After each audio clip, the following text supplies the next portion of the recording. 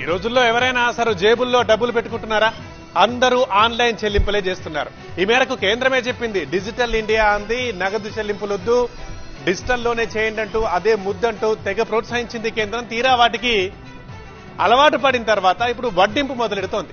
దేశ ఆర్థిక వ్యవస్థను ఆన్లైన్ లావాదేవీల వైపు నడిపించిన మోదీ సర్కార్ ఇప్పుడు వినియోగదారుల నడ్డి విరిచే దిశగా అడుగులేస్తోంది.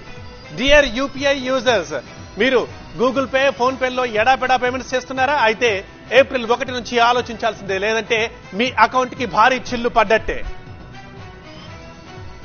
ఊళ్ళో కిరాణా కొట్టు దగ్గర నుంచి సిటీలోని షాపింగ్ మాల్స్ దాకా ఎక్కడ చూసినా ఆన్లైన్ పేమెంట్సే. జేబులో కరెన్సీ నోట్ లేకపోయినా చేతిలో స్మార్ట్ ఫోన్ ఉంది కదా అన్న ధీమా ప్రతి ఒక్కరిది.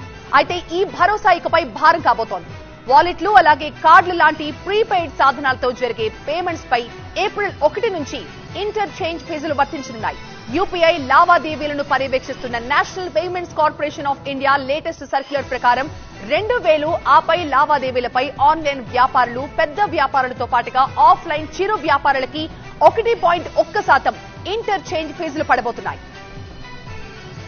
ఇంటర్చేంజ్ ఫీజులంటే క్రెడిట్, డెబిట్ కార్డు చెల్లింపులు జరిగినప్పుడు బ్యాంకుకు వ్యాపారి చెల్లించే ఫీజు.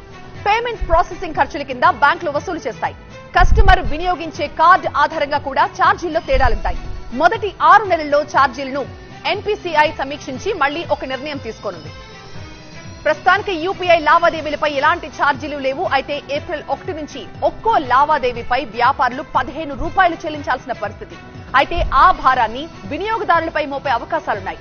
దీంతో ప్రతి వస్తూత్పత్తి, సేవల ధర శనివారం నుంచి పెరిగే ఛాన్సెస్ ఉన్నాయి. ప్రీపెయిడ్ సాధనాలను జారీ చేసే సంస్థలు లావాదేవీల ప్రక్రియలో బ్యాంకులకు 15 బేసిస్ పాయింట్ల మేర చెల్లింపులు జరపాల్సి ఉంటుందని సర్క్యులర్ లో ఎన్పీసీఐ పేర్కొంది.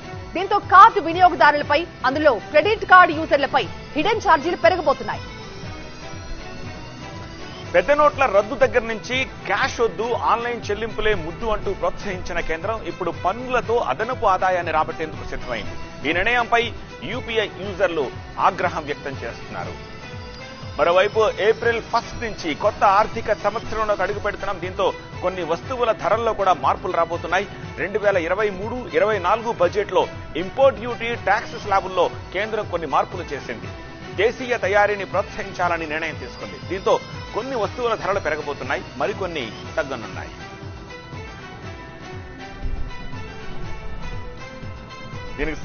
దీనికి సంబంధించి మరింత సమాచారం అందించేందుకు మా అసోసియేట్ ఎడిటర్ సుకుమార్ ప్రస్తుతం మనకి లైవ్ లో అందుబాటులో ఉన్నారు. సుకుమార్, ఏమిటి ఈ ధరల్లో మార్పులు చేర్పుల్లో ప్రతిపక్షాలు ఎజిటేషన్స్ చేసే అవకాశం ఏమైనా కనిపిస్తుందా? సో కేంద్రం ఏమైనా దిగొస్తుందా? ఇప్పుడు ఫిక్స్ చేసిన రేట్లనే కొనసాగించే ఛాన్సెస్ కనిపిస్తున్నాయా?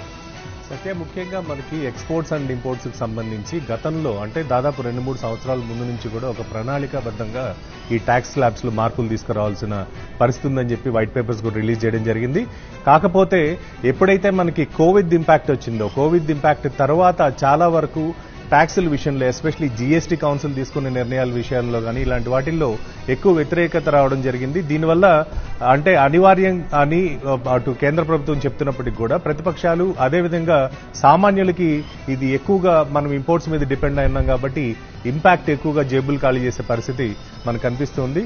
అది ఒక ఎత్తు అయితే, కొత్తగా మనకి యూపీఐ ట్రాన్సాక్షన్స్ కి సంబంధించి అంటే డిమానిటైజేషన్ తర్వాత అసలు బ్లాక్ మనీని కట్టడి చేయడానికి కేంద్ర ప్రభుత్వం తీసుకున్న నిర్ణయంగా ప్రొజెక్ట్ చేసినప్పటికీ కూడా ప్రతి ఒక్కరూ జేబులో ఒకప్పుడు కార్డ్స్ పెట్టుకుని వెళ్లి ఏదైనా షాప్ లో ట్రాన్సాక్షన్ చేయాలి అని అంటే 2%, 2.5% ఎక్కువ అవుతుందని చెప్పి ఆ వ్యాపారస్తులు కూడా క్యాష్ తీసుకోవడానికి ఎక్కువగా ఇంట్రెస్ట్ చూపించేవాళ్ళు. సేమ్ పరిస్థితి ఈ రోజు యూపీఐ ట్రాన్సాక్షన్స్ కూడా వస్తుందని మనం అనుకోవాలి. ఎందుకంటే ఏప్రిల్ 1వ తారీఖు నుండి సూపర్ మార్కెట్ కి వెళ్లినా, ఏదైనా వ్యాలెట్లు రీఛార్జ్ చేసుకున్నా, దాని ద్వారా మనం ప్రీపెయిడ్ సిమ్ కార్డ్స్ కావచ్చు, లేకపోతే రీఛార్జెస్ కావచ్చు, ఏం చేసినా కూడా ట్రాన్సాక్షన్ ఛార్జెస్ ఉంటాయి. Telecom, mutual funds, utilities, education, super market, insurance, agriculture sector, ఆఖరికి చిన్న చిన్న బడ్డీ కొట్లు, కన్వీనియన్స్ స్టోర్స్ అంటాం, వీటిల్లో కూడా దాదాపు 1.1% వరకు మనకి ఈ ట్రాన్సాక్షన్స్ మీద అదనంగా ఛార్జెస్ వసూలు చేసే పరిస్థితి ఏప్రిల్ 1వ తారీఖు నుంచి మొదలవబోతుంది.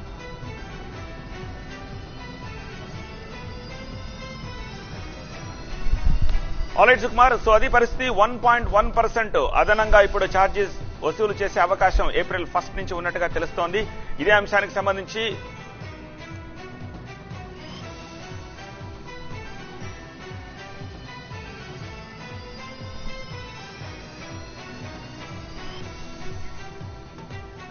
ఇదే అంశానికి సంబంధించి మా ప్రతినిధి అగస్త్య మరిన్ని డీటెయిల్స్ అందించేందుకు మనకి లైవ్ లో సిద్ధంగా ఉన్నారు.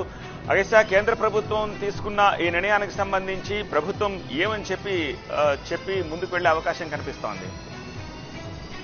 ఖచ్చితంగా ఇది బీజేపీ గవర్నమెంట్ కి ఒక సెట్ బ్యాక్ గానే మనం అనుకోవాలి. ఎందుకంటే యూపీఐని చాలా ప్రమోట్ చేశారు 2016